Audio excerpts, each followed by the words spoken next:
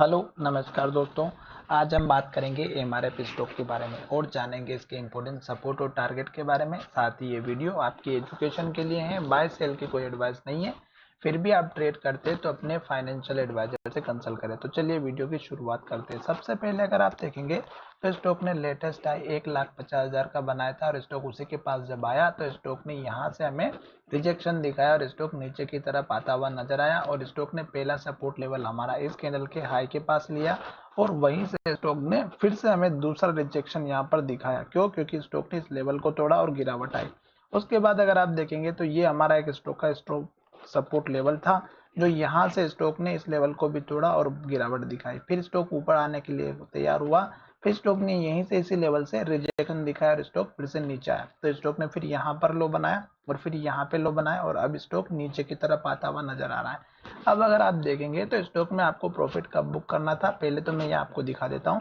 तो आपको हमेशा एक चीज ध्यान रखना है कि जब स्टॉक ने यहाँ पर एक लेटेस्ट हाई बनाया था, उसके बाद स्टॉक ने यहाँ पर हाई बनाया, फिर स्टॉक ने यहाँ पर हाई बनाया और फिर स्टॉक ने यहाँ पर हाई बनाया। ठीक है, तो स्टॉक में जैसे हाई बनता गया वैसे स्टॉक ने लो भी बनाया। जैसे कि यहाँ पर लो बना, फिर स्टॉक ने यहाँ पर लो बनाया, फिर स्टॉक ने यहाँ पर लो बनाया, फिर यहाँ पर लो बनाया और फिर स्टॉक ने यहाँ पर लो बनाया और फिर स्टॉक ने यहाँ पर लो बनाया। तो ये जो लास्ट का लो था हाई बनने के बाद यहाँ पर जो सपोर्ट लेवल के लिए काम में आ रहा था, तो ये लो 1,44,100 रुपए का था।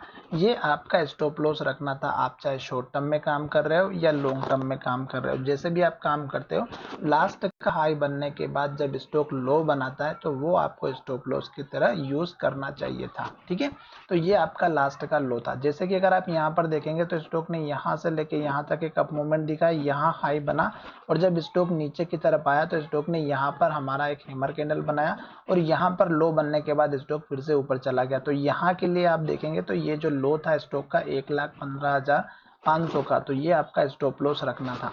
तो इस तरह से आपको अपना स्टॉप लॉस प्लान करना चाहिए और उसके बाद स्टॉक जैसे इस लेवल को फिर से ऊपर की तरफ गया तो आप अपना स्टॉप लॉस ऊपर शिफ्ट कर सकते थे।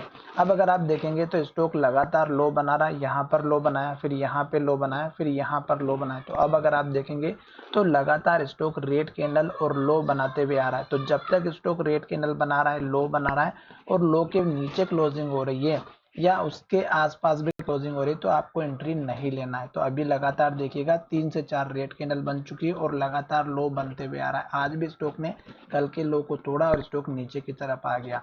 अब अगर आप देखेंगे तो स्टॉक का सपोर्ट लेवल है वो इस कैंडल के हाई के पास का है जो 1,21,193 रुपए का है, पहला सपोर्ट लेवल। दूसरा सपोर्ट लेवल इस कैंडल के लो का रखना है जो लगभग 1,15,000 का है और जब तक स्टॉक हमारा इस लेवल तक नहीं आता आपको वेट एंड वॉच का काम करना है। उसका रीजन यहाँ पर ये है कि स्टॉक में अगर आप देखेंगे तो जो मूवमेंट हो रहा है वो निफ्टी के साथ साथ हो रहा है। तो निफ्टी के अगर लेवल की अगर हम बात करें तो निफ्टी अपने ऑल टाइम हाई पर थी। अगर आप देखेंगे तो निफ्टी ने अपना जो ऑल टाइम हाई है वो अगर आप देखेंगे तो ब्रेकआउट नहीं दिया और निफ्टी हमारा इसी लेवल से नीचे आती हुई नजर आई है। ठीक है, तो ये जो निफ्टी का लेवल है ये इससे ब्रेकआउट नहीं हुआ, 2 से 3 बार इसने कोशिश की पर वहीं से निफ्टी ने 3 रेड कैंडल बना दी।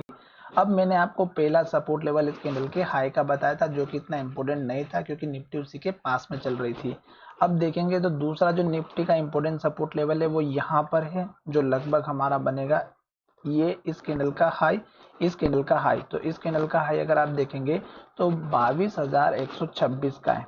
ठीक है, तो ये जो लेवल है आपको यहाँ पर देख करके चलना है। 22,126 का इंपॉर्टेंट लेवल है निफ्टी का। तो हो सकता है कि निफ्टी एक दिन के लिए और या 2 दिन के लिए और इस लेवल तक आ सकती है। उसके बाद सबसे इंपॉर्टेंट लेवल निफ्टी का इस कैंडल का लो है जो लगभग हमारा 21,777 का है। तो ये आपके 2 इंपॉर्टेंट लेवल है निफ्टी के जो लगभग हमारा यहाँ पर रेंज के अंदर ट्रेड करते हुए नजर आ सकती है। इस वजह से इस स्टॉक में एमआरएफ के स्टॉक में भी गिरावट 1-2 दिन के लिए देखने को मिल सकती है। तभी स्टॉक का स्ट्रॉन्ग सपोर्ट लेवल भी मिल जाएगा और फिर स्टॉक यहाँ से एक छोटा सा अप मूवमेंट देगा।